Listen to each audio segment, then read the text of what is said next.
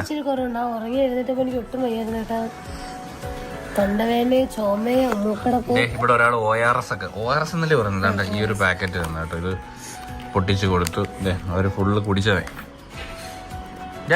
പണിക്കാടാ.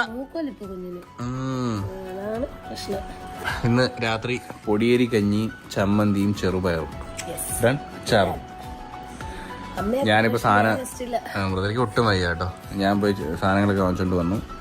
ഞാനൊന്ന് പോയി കുളിക്കട്ടെ. ചൂടുള്ളത്തിൽ നിന്ന് കുളിച്ച് ഇല്ലെങ്കിൽ ഒരു എനർജി കിട്ടത്തില്ല. രാത്രിയിലത്തെ ഫുഡ് റെഡി ആയിട്ടുണ്ട് സുഹൃത്തുക്കളെ. അയ്യോ, പൊടിയേരി കഞ്ഞി ചൂടായിരിക്കുമോ?